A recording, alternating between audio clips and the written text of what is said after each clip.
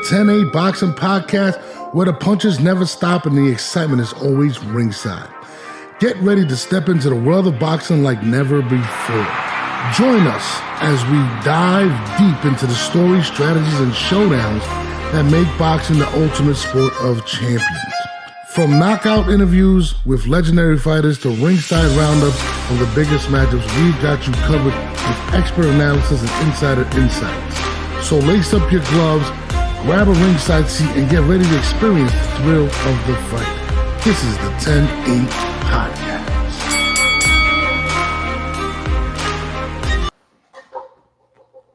Yo, what's the deal? It's the guy from Hell's Kitchen. My guy, Marko. What's the word, my G? Just had an earthquake up in this bitch. Yeah, how you doing? How you feeling? It just felt like I thought my cats were fighting under my couch. Like it was like moving a little bit, and then that was it. Jesus, so it wasn't. I heard. My mom called me, and my mom's Puerto Rican, so she's a little dramatic, and she was. No, it's like if you don't, because nobody expected it. So I get why it would freak somebody out. You're just sitting there chilling, and then suddenly, because growing up here, we don't. This isn't normal. I've never experienced it. I lived there almost 30 years before I leave. We had one in 2011. There was one really? in 2011. Remember that one? Bro, I didn't even remember it. I was living in New York. What the hell happened? It was mild. It was like a mild, like this one was more severe than that one.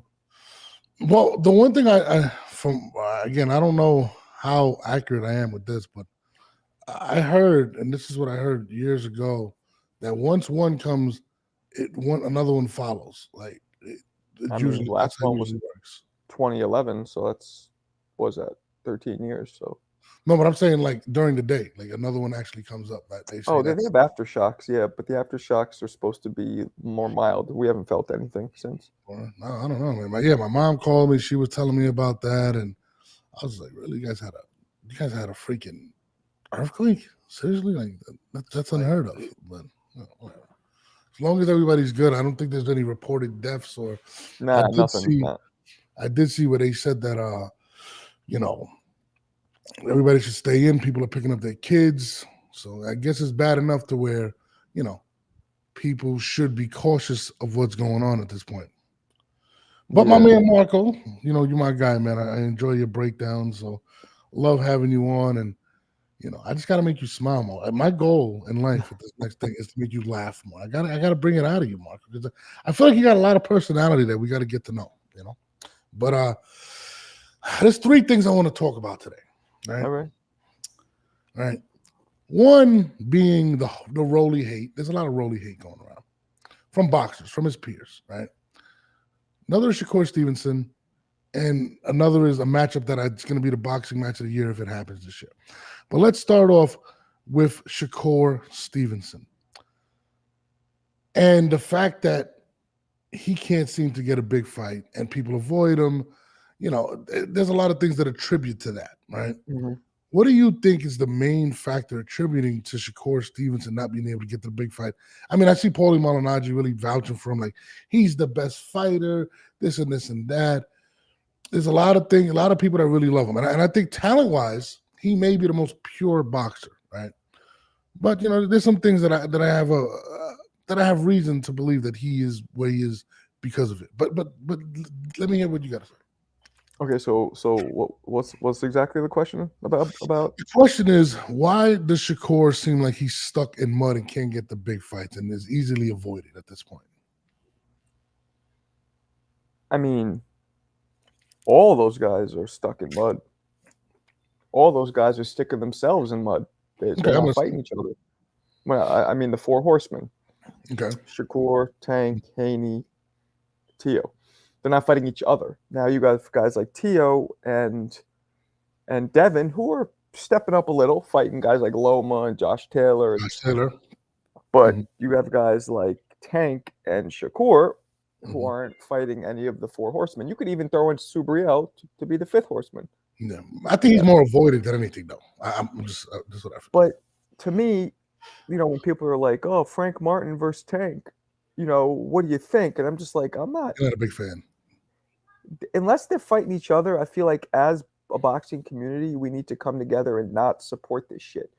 Yeah. You know what I mean? Like, we could speak it into existence if we just say no, you know, he should be fighting. They should fight themselves. Whoa, it's a different weight classes. I'm like, it's 5 pounds. Yeah, it's 5 pounds, and they just jumped from 135 to 140. It's nothing. It wasn't like they 5 were pounds sitting is all day. nothing. You know what I mean? So, so I think they're all those guys are in the same. I don't think Shakur might be a little more avoided because he is going to make a fight way more difficult and lackluster. And he doesn't have a belt. Does he have a belt? He doesn't have a belt, does he? No, I don't think so. No belt. So, and he's not that big of a draw. So, like, why fight? Why fight him? Now, my thing is this. This is my reasoning. I mean, Gervonta, he's not. I mean, from what I've heard from inner circles, he's not trying to risk losing the O. The O is, you know, very important to him, especially when it comes to, you know, Gervonta. He's going to keep fighting guys at 135, keep getting paid. Now, Shakur Stevenson, this is my analogy of Shakur, right? Okay. I think Shakur is a great fighter. He's a great technician, right? And I think he's taken a lot of the Floyd Mayweather approach in a sense to where, if you remember Floyd towards the end of his career, he didn't take as many chances, wasn't as exciting, didn't have to, for very conservative, wasn't, you know, a bar burner, right? Right. He kind of fights like that, which makes people not really want to tune in to watch him. He's not a guy that you're like, hey, I want to watch a pay-per-view. I mean, he doesn't have any pay-per-view fights, if I'm not mistaken. He doesn't knock people out. He doesn't necessarily dominate them that's appealing to the eye. He dominates them defensively, right, Marko? But whether you're watching the NFL, whether you're watching baseball, there's always something that people want to see. They want to see people score points. They want to see people knock people out. They want to see home runs.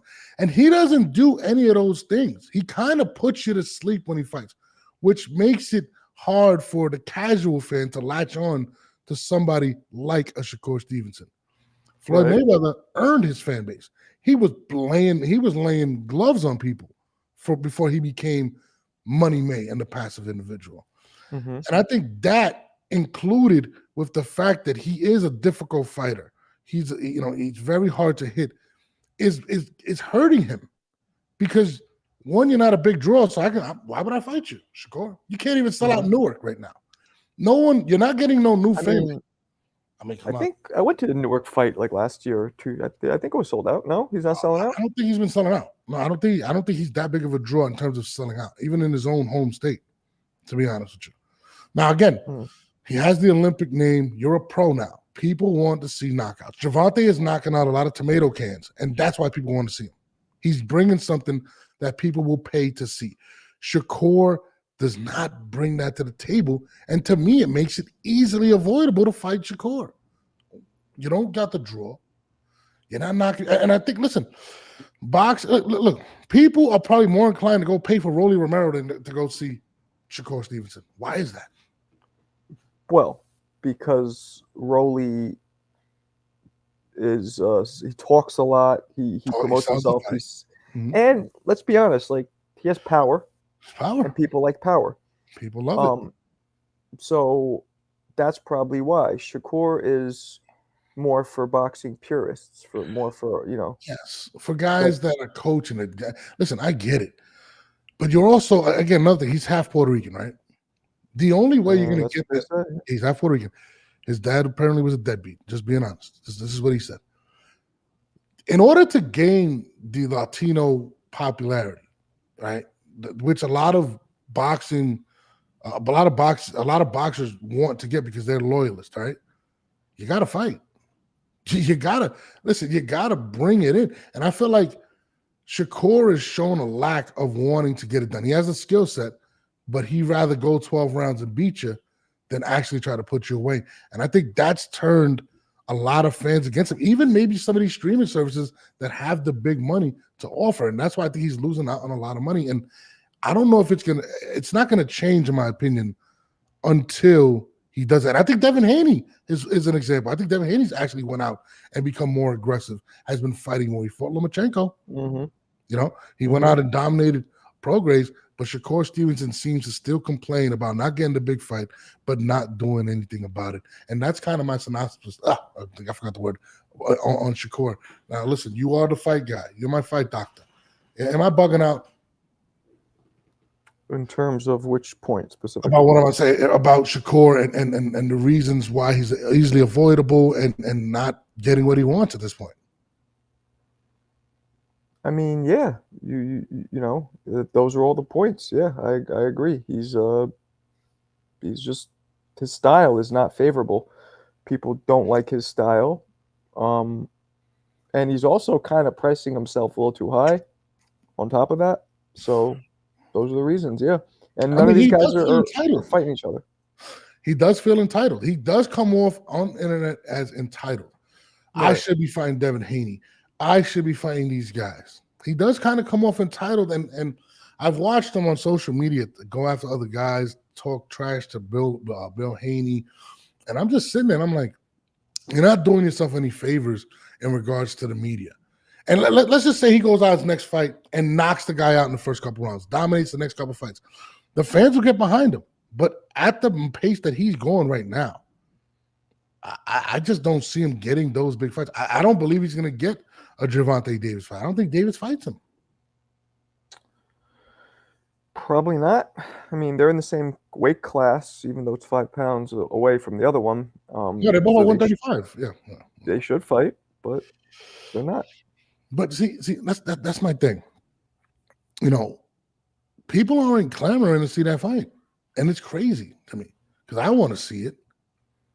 But you know, I don't know, man. I mean, do you think that Shakur will up? Because he did say in his next fight he's going to up the ante and he's going to be more aggressive and dominant. Do you believe he's going to be willing? Because you know you've boxed before, and in order to give those shots, sometimes you got to take some. Do you believe that Shakur is going to do that? Is he built for that? For what? For which to do what? For you know, standing and delivering and you know, taking the risk of taking shots in order to put somebody out. Do you think he possesses that type of to become more exciting? He doesn't take shots. That's not something that he does. No. Especially if he feels some power. I think he'll play it safe, play it smart. Mm-hmm. And there's a fine line between smart boxing and boring boxing, technical boxing and boring boxing.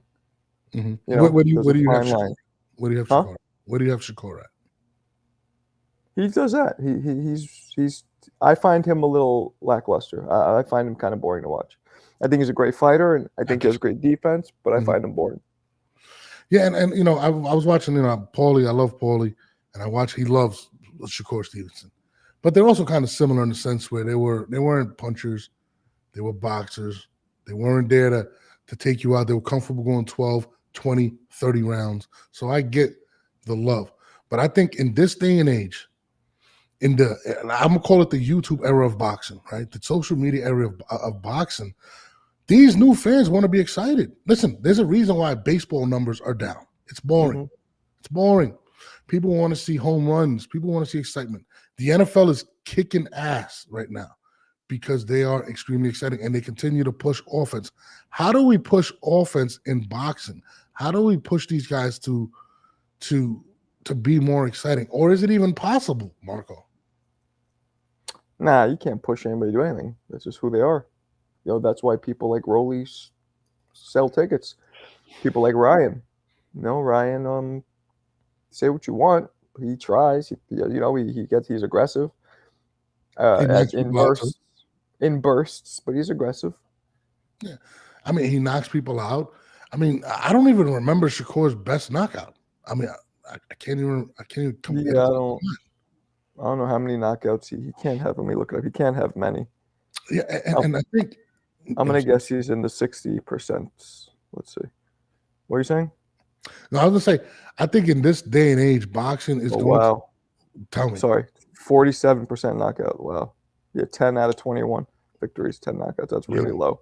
And it's not only that. It's not like he's throwing punches on the right. He's not aggressive. It's very nostalgic. It's kind of like, you know, you gotta love his style. You gotta be a purist. And Mhm. and in boxing today, this is not what it's about. Everything is handheld stuff, information at your fingertips, fast. People want to listen. Think about this and I don't know how big are you on music, but look at music.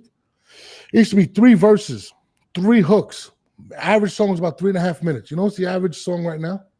About 1.5 minutes, even less. Really? I'm not kidding you. Yeah. Damn.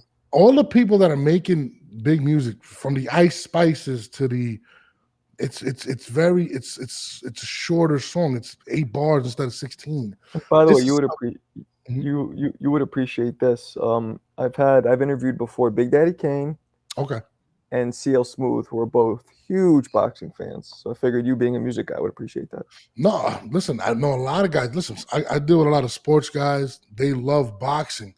But a lot of people, like my boy Joe McCoy, that's my brother. He used to play for Tampa. He's on the NFL Network now. And he'll tell you, like, he started following more to UFC, but now started more of having appreciation of boxing because I got into it with him. I hate hearing I that got shit. into it. Huh? I hate hearing when dudes follow UFC more than. No, but he wasn't a guy to follow boxing. I got him into boxing over the last few years, and he started to really love the sport. But he also, he'll tell you, like, he'd rather see Navarte than watch Shakur. Yeah. You know what I'm saying? And I feel like boxing is heading in the direction where a lot of these fighters are going to have to really buckle up and start fighting. Listen, Teofimo, he fights. Devin Haney's had to step up. Devin's fighting too.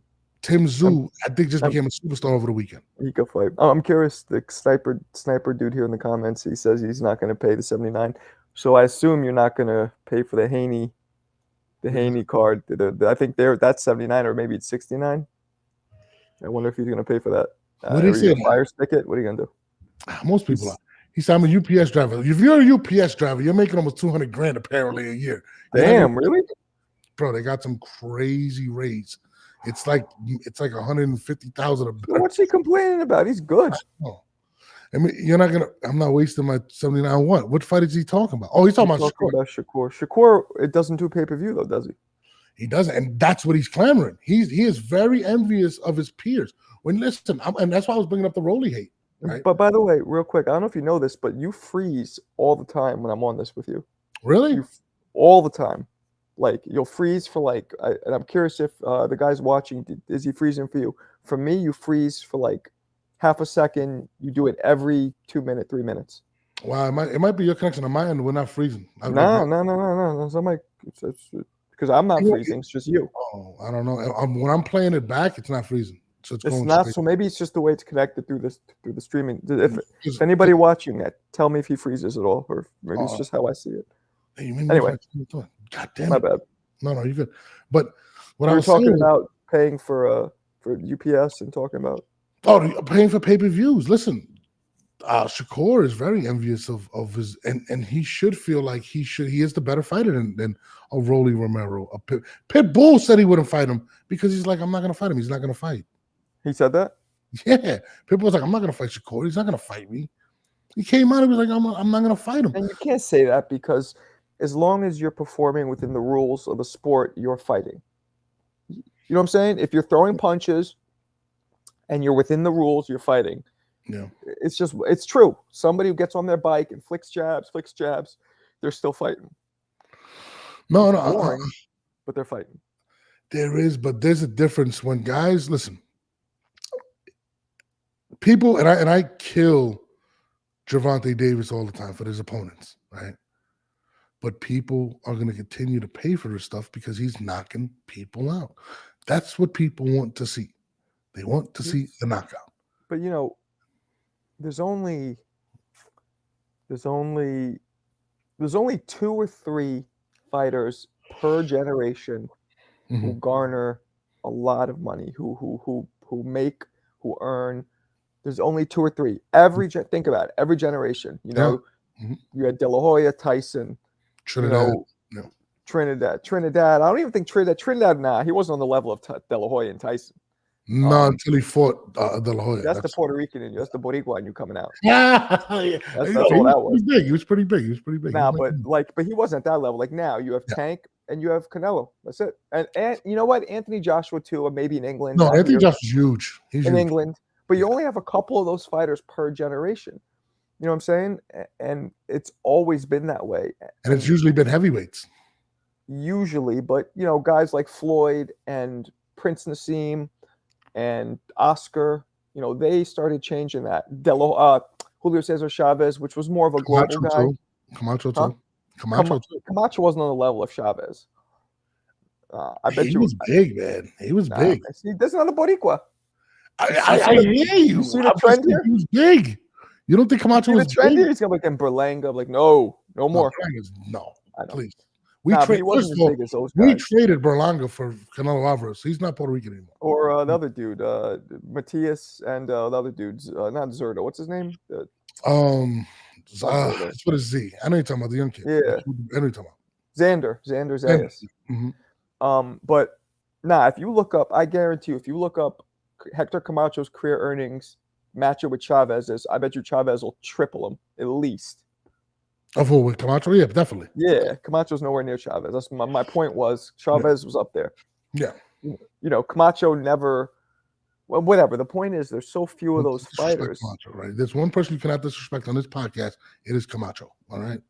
I love Camacho. I love Camacho too. I love Camacho. Matter of fact, one of my highest viewed videos, about 1 million views, is about Camacho. Nah, I seen that one. A flash power. I seen it. Come on. I used to spar Camacho's son, Hector Jr. Really? Yeah, we used to spar back in the early 2000s. Yeah, here in New York City. You know what's crazy? I remember he lost a lot of fans when he took that fighting at Coney Island versus Jesse James Lejas. Yeah, and then he basically quit. Yeah. He didn't quit. He played the like, what did he do again? I think he said he couldn't see when it seemed like he could. He quit. No, but what was it? He said he couldn't see. It was right? something like that. He couldn't see or some now, shit. Look, you see something like Tim Tszyu who legit can't see, and he keeps going. But this is what I'm saying. To your point, Tim Tszyu became a superstar this weekend because of what he went through. That's what boxing fans want to see. That's why I was telling my boy Flat yesterday. I think you know Flat. Flat's my man. That's my guy. Flat is delusional. That's my guy, but Flat is delusional. Okay. How so? So he thinks Gervonta Davis is a Hall of Famer if he ended his career today, which is not true. There's no way he's a Hall of Famer. It's just not true. I don't believe so. But I agree with you. This is why we're here. But what I'm saying is, if you're the common fan, right? And look, Netflix is opening up their boxing library with Jake Paul and Mike Tyson. They're kind of chasing the views. I believe Amazon opening up with what they had with Rolly and Pitbull and Tim Tszyu. I can never say this guy's name, and I'm sorry. I'm going to get it one day. Whatever his name is. You know what I'm talking about. The one that's Fondura. Fondura, yes. Think of fondue. You ever eat fondue? Yeah. Think of fondue and do say Fondura. Fondura. Maybe that's why you remember shit if you associate it. No, Fondura and Tim Tszyu, right? Amazon opened up with that main event. And if you look at that main event and how it looked aesthetically, bleeding profusely, both guys covered in blood. This guy's nose is broken. Going 12 rounds of war. They went and they're trying to push the common fan and the new fans and be like, hey, I got to watch this stuff. I got to watch this, you know? And that's kind of where boxing is going to go. Now, can you imagine if Amazon would have opened up with Shakur Stevenson and somebody else in his last fight, the guy he just fought? Most people would have just shut it off at that point. And that's why I feel like that's where a lot of the guys that are out there, that's where they're going to start getting money, and they're going to have to start opening up and fighting. And that's what Shakur's going to have to do. He's going to have to start fighting. He's going to have to lay it on the line. He's not going to do that. So. How's he going to last?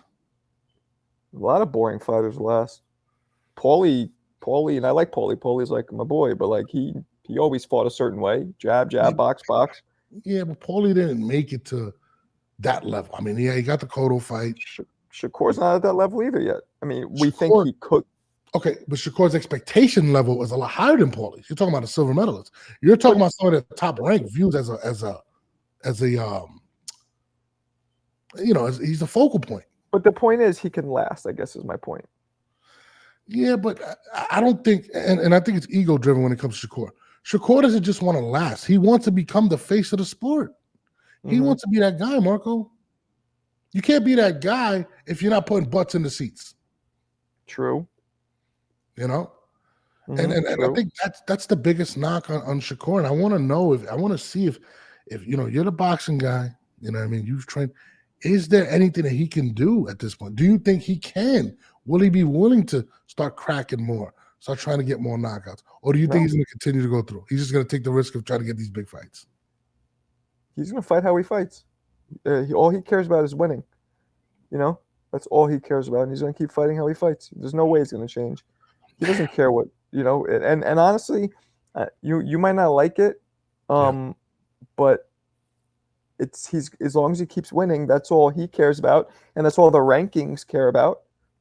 The only thing that'll be affected, obviously, is his sellability, his earning potential, but he's not changing who he is. I don't see that happening.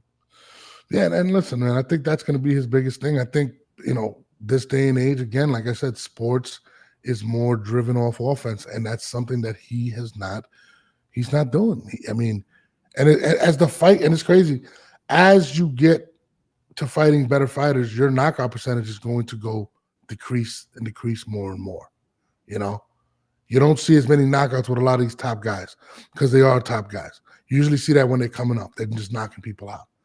So to me, I don't know, man, and it sucks because I really do like Shakur. You know what I mean?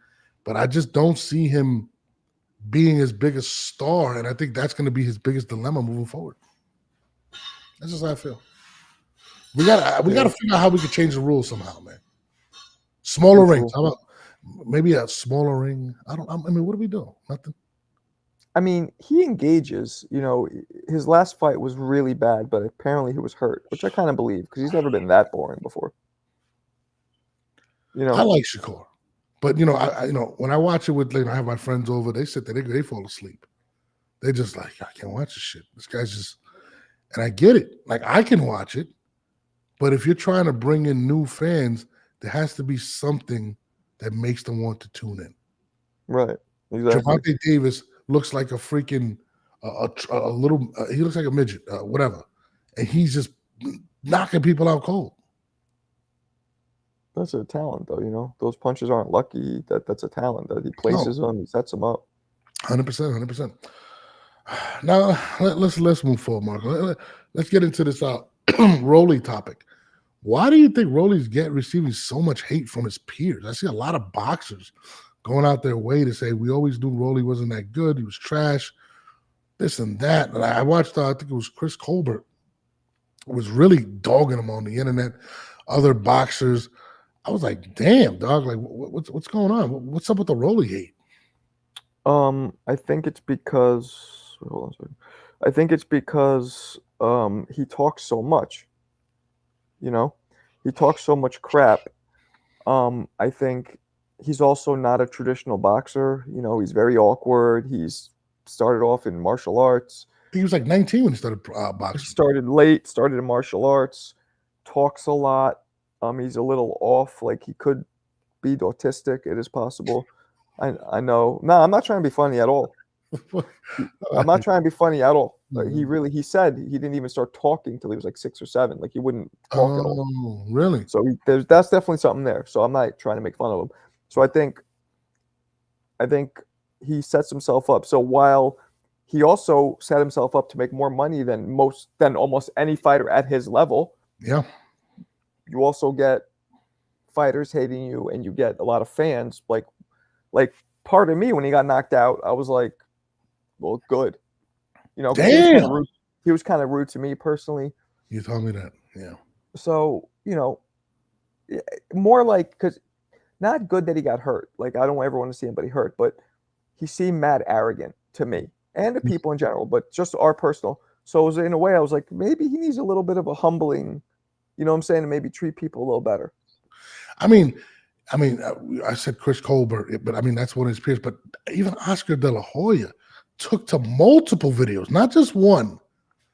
Not just one him laughing subliminally, haha, with Bernard Hopkins. He went out and said, maybe you should focus on the fight as opposed to dissing the promoter. Like I seen that and I was like, damn, dog. Like there's a lot of people that really got it out. Yeah, he went up and called Oscar fishnets. And look, Oscar has a reputation too, to obviously he ruffles feathers. You know, at some point, I know Oscar has that golden boy, all-American personality, but at some point you got to look at the common denominator, and a lot of people have problems with him, from Canelo to Ryan. So clearly Oscar probably has his own issues. But Oscar the fishnets is what he called him. Yep. Yeah, and that, and he said a couple other things, talking about cocaine or what. It's like, okay, and why is he doing that? He said, well, Oscar. Yeah, he did troll him. He told me Oscar, I think, because they were trying to work a fight with him and Ryan, and they pulled out last minute. Yeah, something like that. Whatever. But he's, you know, he puts it on himself, Rolly. No, I mean, I was just surprised how hard Oscar went in that situation. Like I was like, man, but there's a lot of people that really have jumped on Rolly and going at him, and it's going to be really hard for me. I think we spoke about this, for him to bounce back, Rolly. I don't know how he is going to bounce back. I do have a fight in mind that I'd like to see that I think could sell for Rolly, because I think these are two guys that have kind of, well, one of these guys has been very disappointing, hasn't really been great in from years, but his mouth carries him further than most. And I think that's Adrian Bronner. What do you think of a potential Rolly Romero versus Adrian Bronner? I'm just thinking aesthetically. I don't think it's going to be a great fight, but I think he can actually sell. And I think these are two guys that are kind of in the same boat at this point in regards to how people view them. I don't think people view Adrian Bronner as a champion anymore. I don't think people believe that Rolly can be a champion, but I think this can be a matchup that can excite the masses in a sense to where they'll be tuned in, because I don't think you can put Rolly with a contender at this point. No, I don't think they're the same level. I think Adrian Broner is still a multi-division former world champion. Rolly is a world champion, former, but didn't deserve it. If anybody in history didn't deserve to be a champion, it's him, because of the bad stoppage, and because he was losing the fight. But also, he's the example I use a lot when people try and bring up an argument of why a fighter is elite, or why, well, he's a champion. And I'm like, look, usually winning a belt means you're up there. Usually it means that you beat somebody who's elite. Yeah. But sometimes it doesn't. So I don't look at the belt like a fighter has. I look at who he beat to get that belt. To get the belt, yeah. And Rolly's an example of that. So Rolly, even though he was a champion, is not on the level of Broner. Broner at his prime was a better fighter. No, absolutely. Until he got to 147 and saw Maidana. But I'm just saying, at this stage of both their careers, I don't think anybody envisions them to become champions at this point. And I think their best asset at this point is their mouth and how they run it. Right. And I think aesthetically, if you're a promoter, I'm not booking any of these guys because I believe people are gonna tune in to watch them because they believe their prospects are gonna do anything in boxing, but maybe to fill a card or an event to where these guys can just talk enough trash to get people going. I mean, I don't think AB can beat anybody major at 140 pounds at this point. I think that's where he's at 140, right? I don't see him beating anybody. I think he's at 140. I think he went back down. I'm not sure what he's at. He's not beating Josh. He's not beating Teofimo. And, he was saying that, he was struggling, I guess, for money or whatnot at one point. I mean, he went to court. I don't know if that's true or he was just capping. But, I mean, I think that could be a big check for Adrian Bronner, and a fight that I probably would tune in to see just to see the antics of it. Because, right. Again, I don't think Rolly has much left, man. I mean, after getting a beat, he took a beating. I don't care what anybody, he took a beating. I don't believe he fights past another 2 years. I think eventually he'll get dropped from there, and I think this is a fight that's actually sellable to him, especially with the drama that AB had with Mayweather and Leonard Ellerbe, and I think that can be all sold and packaged into a possible fight. Right. Yeah, I mean, you might have a point. I don't know, man. You're my inside guy. I mean, would you pay to see it? I wouldn't pay pay-per-view to see it, though. I wouldn't. To see Broner versus Rolly? Yeah, I wouldn't. No, that's not a pay-per-view fight. No. But I still think that's where you got to go with the fight. That's just me. Now, moving past that. Yeah, it's definitely not a pay-per-view fight. No, it's not. But I think this one is, though. I think this one can be that I'm about to say. Matias versus the Pitbull. Are we going to get that fight this year? Are we going to get it? I don't know. I don't know if Pitbull would want to fight Matias, although it would be for unification. He said he would. I see the video. He said he would fight. That his two fights that he wants is Teofimo and Matias. Those are the two options that he wants to fight right now. Pitbull said that? Yeah. In Espanol? See. Did you feel like he meant it? Yeah, I do. I think there's a lot of money and potential in that fight, man. Like, I think Haney's gonna fight Tio this year. I think that's gonna happen. And I think there's no bigger, I mean, just aesthetically, just potential wise, and it all depends on what Matias does coming up. I know he has a big fight in Puerto Rico coming up. The Puerto Rico versus Mexico rivalry, we all about that. And the way Pitbull moves forward, the way Matias fights, I mean, I think it's another bloodbath, to be honest with you. And I think the Latino community, specifically the Puerto Ricans and the Mexicans, are going to pay for that fight. So I don't think there's another fight to make for Pitbull at this point. I think that is the fight to make. And I think if I'm top rank, I mean not top rank. I think is he with the Zone? I don't know who he's with. If I'm one of these streaming services, that's the fight that I'm trying to lock in right now. And I think that's the fight that Pitbull and Matias get the most money for at this point. Yeah. I mean, it's going to be exciting because both guys are obviously, come forward, aggressive fighters. Pitbull has an amazing chin. So, I don't know if Matias could hurt him, and that's what we're going to want to see. Never been down. Never been down. Who's never been down? Pitbull? Yeah, never hit the canvas. And Matias has, right, or no? He has one loss. I'm not sure who he lost to, but I think he knocked the dude out in the rematch. I know that, but I don't know if he's ever been down. Yeah, I don't know if he's been down, but I know he's I think it's 100% almost knockout record. So it is 100% of all the he has one loss and then he knocked the dude out in the rematch. Yep. Yeah. So I mean, I think it sells itself at this point. Listen, Pitbull is not going to change for anyone. He's going to be moving forward. And if Pitbull can get that win versus Matias, who a lot of people have avoided, that puts Pitbull in position at that point to get a mega pay-per-view against Teofimo Lopez. So to me, if you're Pitbull's camp at this point, and if you're a fan of boxing, I think that is the only fight that you should be going after right now. I don't want to see him against anybody else right now. Yeah, I agree. Who do you think wins the fight if it does go down? I would have to lean towards Matias because I think Pitbull's a little too predictable, robotic. Okay. Matias seems like he has a little more technical ability. So I'd have to lean towards Matias. I mean, I ain't gonna front. Most people don't go forward when they fight Matias. If Pitbull's gonna go forward, and that is what makes it crazy to me. Pitbull is going to go forward, and Matias is not going to go backwards. So what happens from there? I mean, it's pretty much a battle of wills at that point, no? Yeah. It'll be fun. Like I said, though, I think that Pitbull's a little too predictable for Matias. And as long as Matias can take his punches, which I think he can, it's going to be a problem.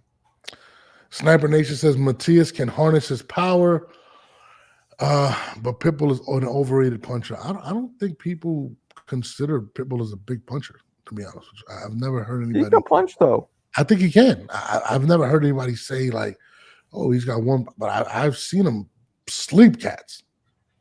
Yeah, I mean, he hurt Rolly pretty quickly into the fight, It was like 30 seconds into the fight. Was it? Yeah.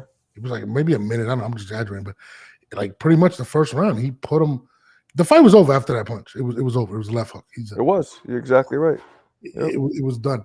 But I mean, with Pitbull is it's almost intimidating to hit him, and I think it happened as well with Gervonta, and him continue to move forward. Like he shows no fear of getting injured or getting hurt. Yep, that's right. And I think it's got to be intimidating if you're his opponent, where you can't hurt. You give this guy the best shot you can, and you can't even scratch him. Like how intimidating must that be, especially for like a Gervonta Davis, for a Rolly Romero, that you're like, yo, I'm known to hurt people, and he's not even flinching at this point. And I think that's what makes him and Matias that much more interesting. Let's say Matias lays the wood on him, doesn't hurt him, and Pitbull's still going forward, landing shots. What does that do to Matias' psyche at that point? Can he continue? I mean, most people, listen, he's had people quit on the stool, like, I'm not coming out. I'm not coming out. I mean, this fight is absolutely insane, bro. Yeah, somebody passed away fighting him, you know? Yeah, he did. God rest his soul, but he murdered somebody in the ring. Body shove, yeah. So, I mean, he had got, bro, I was watching, when I was watching that fight, and the guy was just like, I'm not getting out of this chair. Like, I don't know what's in this guy's hands. I don't know what he ate this morning, but I'm not going to continue this fight. And then you got another guy that doesn't seem to be fazed by anyone. And let's just say on the flip side, Matias knocks him out. What does that do for Matias? I think it shows how much of a killer Matias is. It shows that his power is real. Man, we got to make this fight happen. Mark, I know you got the connections. I know you got, you got Eddie Hearn's number. Nah. How do we make this happen? Is it gonna happen, bro? I need this to happen. Come on, I know you're the inside guy. Come on. I mean, it's all about timing and availability. Like, okay, so Devin and Devin's tied up with Ryan. Although not much. He's only going to fight about a month later. So it's possible that Matias or Pitbull could fight Devin next if they wait. Teofimo, I don't know who he's fighting. Yeah, I'm not familiar with the guy he's fighting, actually. So Matias, yeah. So really, all four of the champions at 140 could fight each other in some combination or another. Yeah, I think Teofimo, and I just watched another video of him calling out Devin Haney. I think that fight is already in play. I think once this guy disperses of Ryan Garcia, I think it's going for Tio. I don't think he goes to Matias or Pitbull. I think he's going to fight Tio, and I think that's going to leave those two individuals. But that, I mean, to me, at that point, are we going to get a unified champion? I think we're going to get it by early 2025. So, Tio definitely says that he wants all the belts. Devin Haney said he said, I'm not going to 147. I want Teofimo. So I think that's what we're going to actually see, to be honest.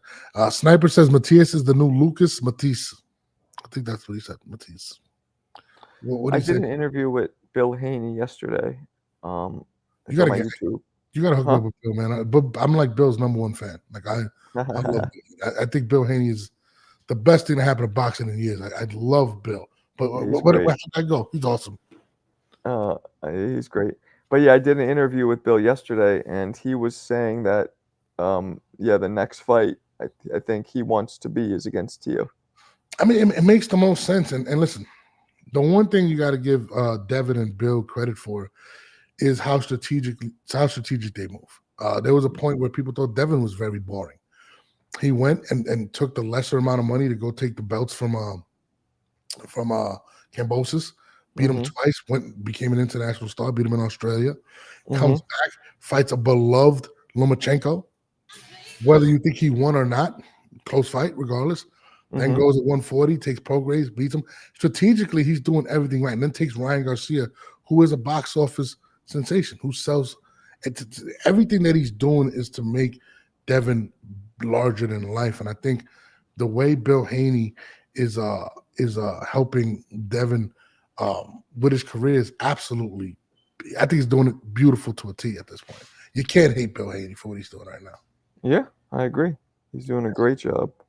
I mean, who do you got though if they fight Tio or Haney? That's a good one. Depends which Tio shows up. Listen, man, Tio tends to be different in those big fights, man. Like he's right. So far, that's what we're seeing. That's I don't know. I'll tell you this. Man, I love Tio. I don't like his dad.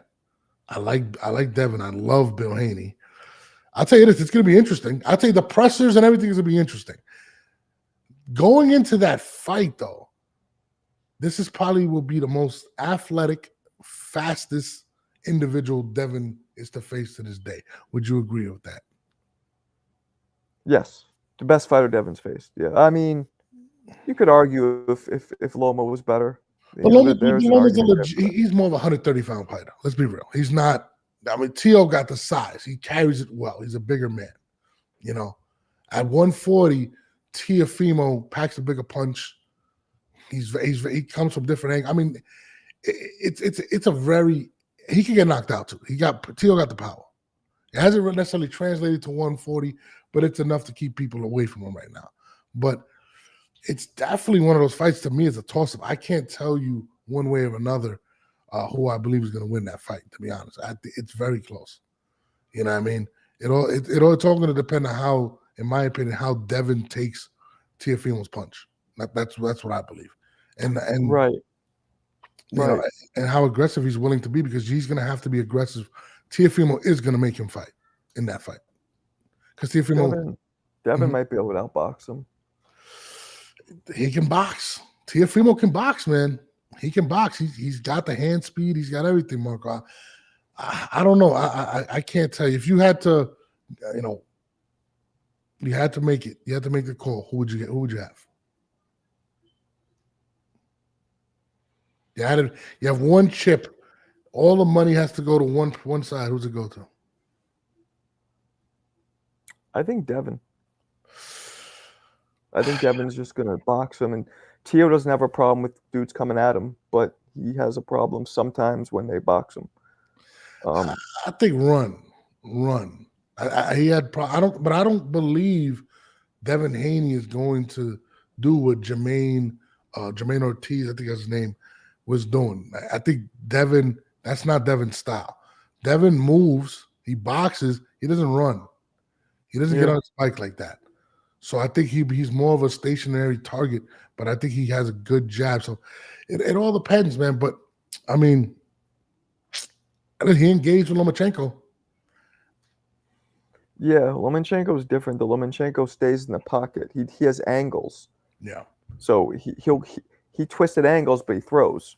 Haney's going to use his reach, his size, and just keep his range. Well, I mean, on pure size, I do believe that Devin Haney is the bigger man, and he knows how to utilize his size over the smaller fighters. So I think that is an advantage. To me, it's a toss-up. I don't even want to take a guess as to who I believe is going to win that fight, but I'm going to say Bill Haney wins the press conference, Teofimo wins the fight. Bill Haney will definitely win the press conference. Absolutely. I mean, there's no one right now that can beat him at this point. Yeah, that's the truth. But, I don't want to take too much of your time. I know Bob Arum was blowing up your phone earlier. You know what I mean? So, I want to let you go, buddy. I appreciate you always coming on and showing love, my man. Yeah, of course. Yeah, anytime. Keep me posted. All right, my brother. Appreciate you. Peace. I got Marko in the building. Love that guy, man. Guy's great. Now, my man wants to come on right now. My man says he's telling me Tio can't fight coming forward. I'm going to send him an invite real quick. Let me see. That's what he's saying. He said, I don't believe that. I think Tio definitely can fight.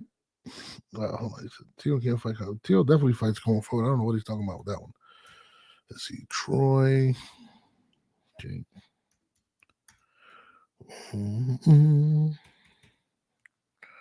It's my guy Marko. Man, let me bring on some people. I think he said he wants to come on, so let me bring this man on real quick before I have to get off because my kids are driving me nuts. But yeah, man, what do you guys want to see? Do you guys want to see that fight with Teofimo? I definitely do. I'm looking forward to it. 140 pounds looks real good at this point, but so does 150. Send me the link to the whole pod. Yeah, who the hell is this? I don't know who this guy is. Gary Balding. Okay, one of my supporters. But I just sent the link. I just sent the link to my guy. Let me see what's up. But yeah, guys, I mean, listen. Boxing is you're one punch away from getting slept, from being over it in boxing. So, okay, yep. Yep. Oh, no, my wife is already driving me crazy.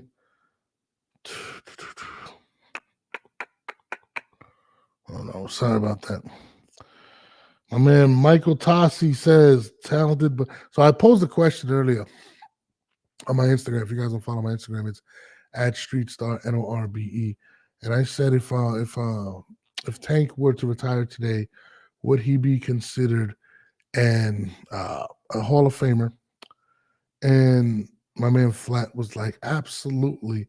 And a lot of fans that actually spoke on the subject. If Tank Davis were to retire today, he would not be a Hall of Famer. Bullshit. Bullshit, bro. Who did he beat? His biggest fight is Ryan Garcia?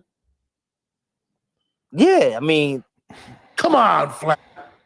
Look, why isn't he unified? Flat, come on, Flat. Let's not do this. Bro, that's my guy, David Flat.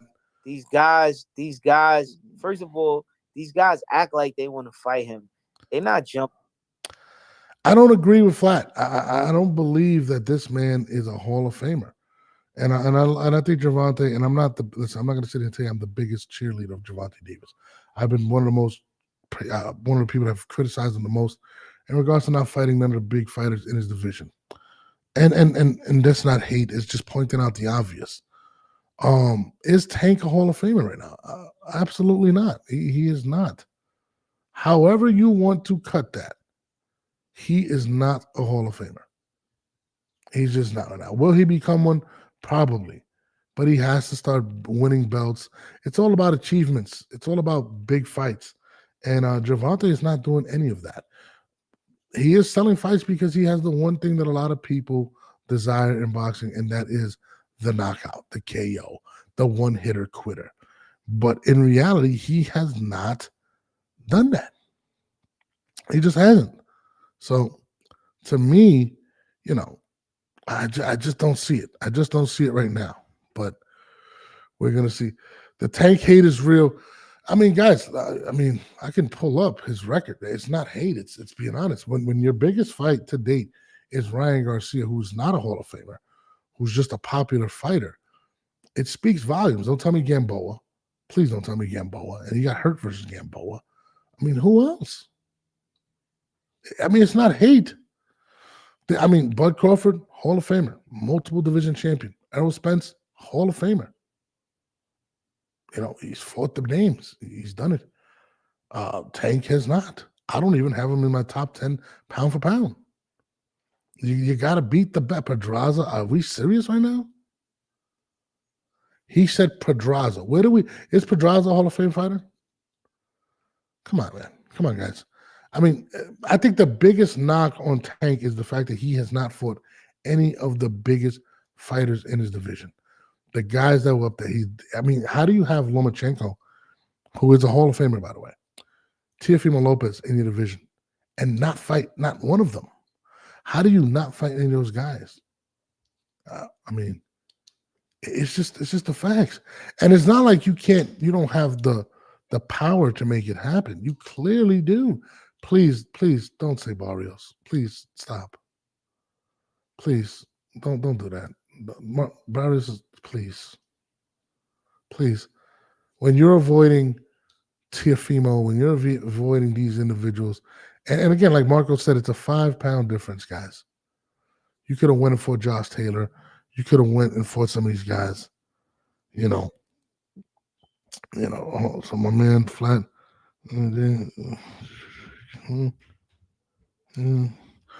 Yeah, my man Flat will be joining me Monday through Friday.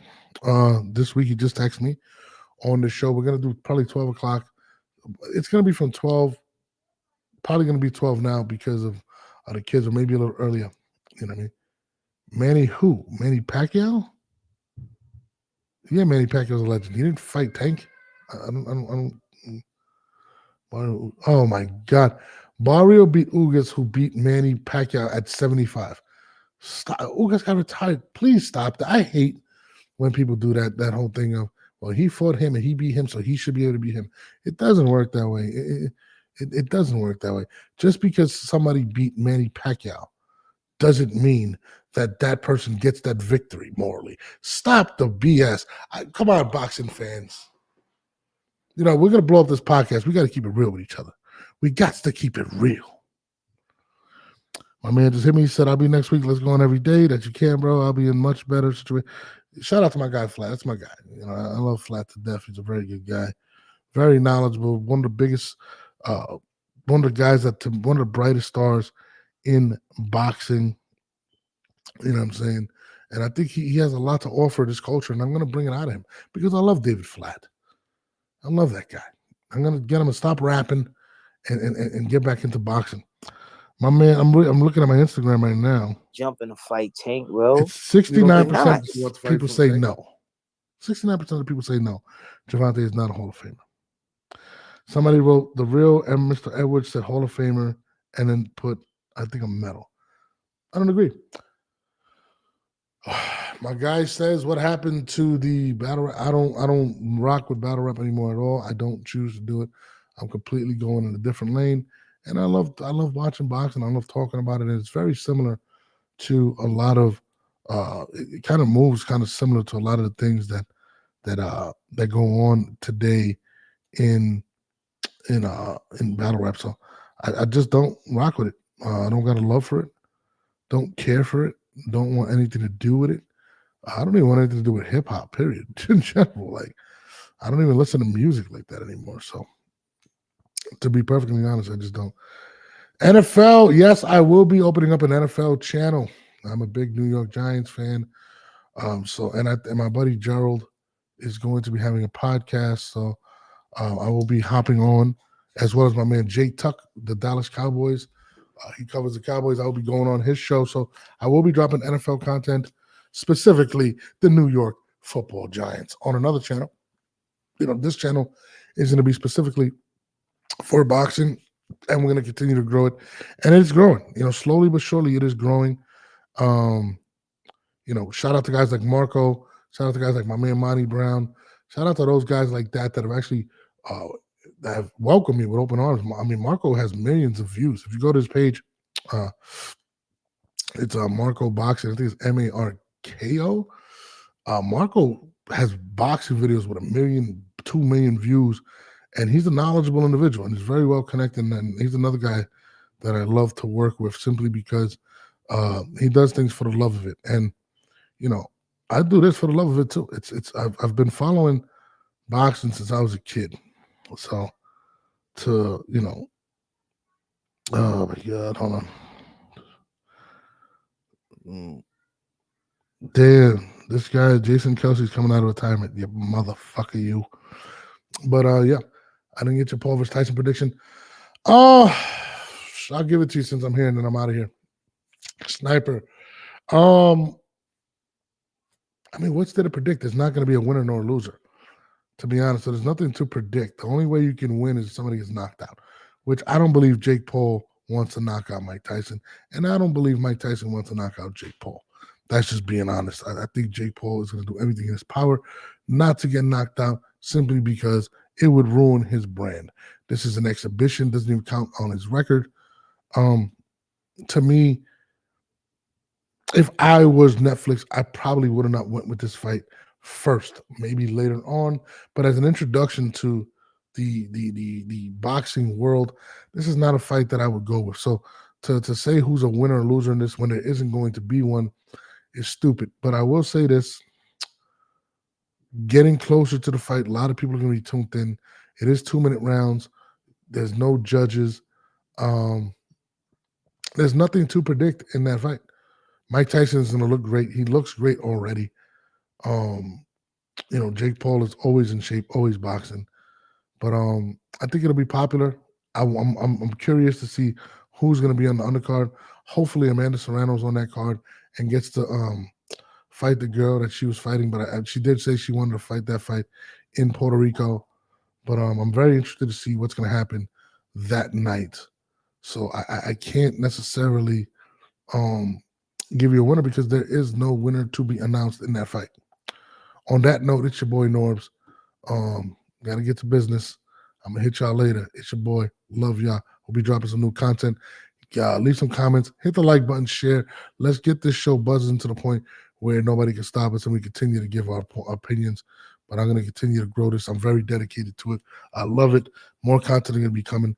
Please, please, please support your boy. And we are out.